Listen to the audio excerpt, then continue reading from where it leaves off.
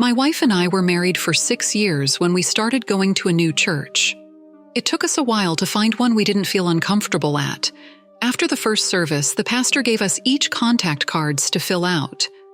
And as I watched my wife interact with him, I felt like I was watching two people instantly become fascinated with each other.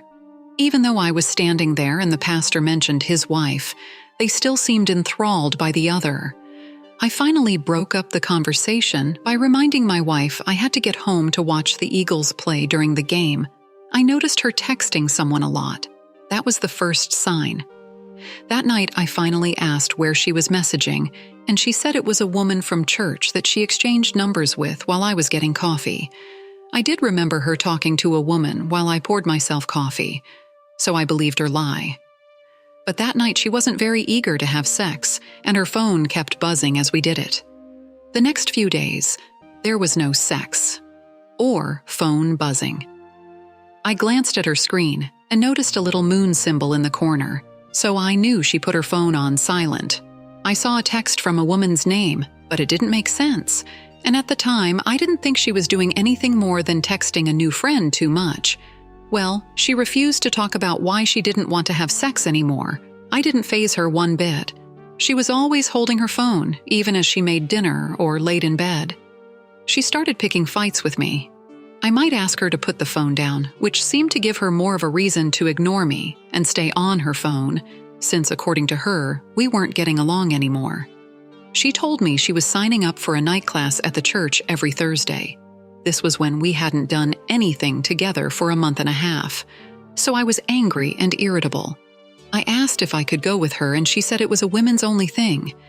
I started to wonder if she was starting an affair with a woman, but I did remember her interaction with the pastor on the same day her phone started buzzing.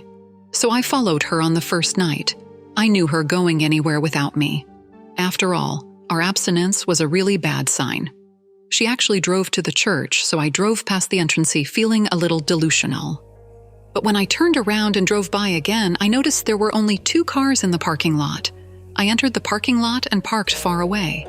I didn't know what was going on, but I was about to find out. The side door where the cars were parked was unlocked. I went inside, and all I had to do was follow the sounds. I started recording with my phone and shaky hands. My heart was going crazy because I knew my wife was here, and I was hearing sounds I'd never hear in a church ever again. I came to a closed door, but all I had to do was open it, and I saw them on a mattress on the floor. I recorded them frantically getting dressed while I yelled at them, calling them names and demanding they explain themselves. But I didn't really give them a chance to talk because I didn't want to hear what they had to say. I couldn't stay a moment longer, so I ran out of the church as my wife called after me. I drove home and locked my wife out of the house with additional locks. I sat wide awake in the dark living room, waiting to see if she tried to come home. She did around 3 a.m. But when she realized she couldn't get in, she just got back in her car and left. I knew she couldn't stay at the pastor's house since he was married, but she would probably sleep in the church. I picture the pastor freaking out over the very real possibility of him losing his entire livelihood and family. Just then, he tried to call me. Of course, I wouldn't answer it, but he left me a very interesting voicemail. He said if I would consider keeping his name out of this situation, he would make it worth my while. I couldn't believe he was offering me a bribe. One good example, this man, was I had proof I lied and told him I would keep his name out of it if he let me address the congregation to tell them about my wife's infidelity. I wanted to make sure she would never set foot in that church again. He agreed happily that Sunday. As far as I know, my wife had been sleeping on the affair mattress in the church for 2 nights. She tried calling and texting me, but we didn't see each other until Sunday morning when she was wearing the same clothes as Thursday and didn't appear to be enjoying herself. She looked nervous and sick when I refused to sit with her or talk, and when I was called up by the pastor to speak, I thought she would pass out. The pastor was sweating, but he had no choice. Either I was going to destroy his life or take his bribe. He had to trust me. And just like he broke my trust, I was going to break his. I got right to the point and said I had proof my wife was having an affair with the pastor of this church. The collective gasp was so intense, my hair moved. The pastor didn't know what to do. He just froze in place, dripping sweat. People looked to him for an answer or objection, but he knew I recorded it, so he would be a fool to deny it. He excused himself as the congregation got louder, including the vocal objections and cries for his wife. She wailed as I left past my soon-to-be ex and out the front door of the church before I got far. I heard her yell at my wife, amongst other commotions. Neither of us went to that church again. Actually, no one did, because AP was divorced and lost all respect and credibility. The exposure and divorce went as well as it could for me, so I couldn't be happier. I've since started dating again and feel confident I'll find someone worthwhile.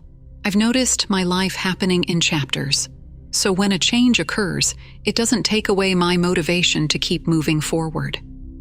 OP, I am so proud of you for how you handled this and investigated the clues in your wife's behavior. You were so smart to start recording in this time of extreme stress because it helped expose them. Even if you didn't have to show anyone, App was a complete idiot to believe he could get away with stealing your wife and keeping it a secret. He brought her to the church itself, literally inviting this affair to come to light. Your wife was a sleazy, untrustworthy woman who fed into a feeling she got when she met the pastor. A feeling that any married woman would dismiss because of her love and loyalty for her husband. We all encounter temptation somewhere in life, and to give into that is to give into animalistic desires that simply do not benefit anyone's mind.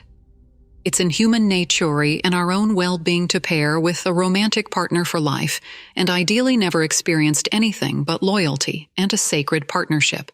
Thank you for sharing your story. Hope your wife and AP got what was coming to them, and I knew you'd have no problem moving forward in life. Now let's get into our second story for today. My girlfriend and I were dating for a year before moving in together. I proposed before our 2-year anniversary because I was in love. We got along so well, and I never grew tired of her presence. We both worked out together, but there were several times a month when she'd go to the gym without me because of my work. She met another man there, and 4 days after our wedding, she said she was leaving me for him. I didn't even know there was someone else until she told me. I let her go because it was the most dignified thing I could do. A few of my family members supported me through this by talking on the phone or having me over for a while. Word got around at work that I needed a place to stay. So the one guy looking to rent out a room in his house felt kind of pressured to rent to me. The relationship was pretty awkward, but at least I had a place to survive. I was able to save up and find my own place 1 year later. I hadn't heard anything from my ex, and I was just starting to date again. I found the girl I liked well enough to have a 4th date with, and it was on that date that my ex called me. I hadn't heard her voice in so long, I couldn't resist the temptation to answer the phone. I left for the bathroom quickly and answered in a breathless voice. She was crying, and just like in all the dreams I had about her, she asked me to take her back now. I couldn't believe it was happening. Just like I expected it would. She said she found out AP was cheating on her, but even before that, she regretted her decision to give up her marriage. It was the most foolish and impulsive thing she could have done for a man she met at the gym. I told her I'd call her later, but I wasn't sure if I would. I rejoined my date and felt weird the whole time. I just knew my ex wasn't going to drop out of my life now that she wanted me back. I never told her family or friends what she did to me. It was like the consequences of her breaking my heart never happened. It was up to me now to take her back or not, and I relished the chance to tell her no. I called her back later that night and told her she could take a hike because her betrayal really got to me and I would be a fool to let her do it to me again. She freaked out and said she really needed a place to stay by, stood my ground until I just hung up on her. Her apologies and sweet voice didn't sway me, and I slept some. Then I heard a commotion in my living room at 2:30 a.m. It was my ex climbing through the open window. I thought I was dreaming. I asked her what the hell she thought she was doing, and she laughed a little. She looked at me with puppy dog eyes and said she needed me now more than ever to forgive her so we could start over noon. She said she could really show me the life we intended to have when we got married. She admitted she was a foolish woman that didn't deserve me, based on her record, but she was asking to be given the chance to repay me for giving her now. I burst out laughing in her face. I pointed at her and said she deserved every bit of what she had coming to her. I promised her my life, and she mocked me for it by divorcing me 4 days later. She would never get another chance or help from me, and if I could have it my way, she wouldn't get anyone else's help. She was in disbelief that I was being so cruel to her. She never got to see this side of me.